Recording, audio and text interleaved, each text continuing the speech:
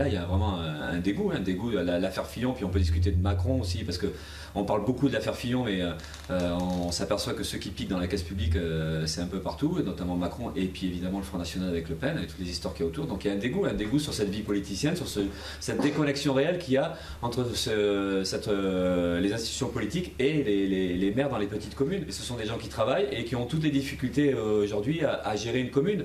Et on leur explique à longueur d'année, mais comme à nous salariés ou à nous n'importe qui dans la population, on nous explique à longueur d'année qu'il n'y a pas d'argent, qu'il faut se serrer la ceinture. Au maire, on explique la même chose, qu'il n'y a plus d'argent pour les communes, donc c'est la baisse des dotations publiques, mais au-delà de ça, c'est aussi tout un fonctionnement qui est en train de changer et quand on enlève du pouvoir de plus en plus aux petites communes. Et puis à côté de ça, ben voilà, ils voient du pognon, ils voient de la triche, ils voient ces gens qui nous expliquent la rigueur à longueur d'année et puis qui finalement se servent. Donc oui, ça provoque de la colère, mais le problème qu'il y a, c'est qu'on est d'accord quand on discute avec eux de ces aspects-là, mais en fait, au bout du compte, ils rejettent finalement ce qu'on leur demande de faire. C'est-à-dire que du coup, le parrainage, ils le rejettent, et beaucoup. Alors, ça fait longtemps que c'est comme ça, mais ça nous semble s'aggraver.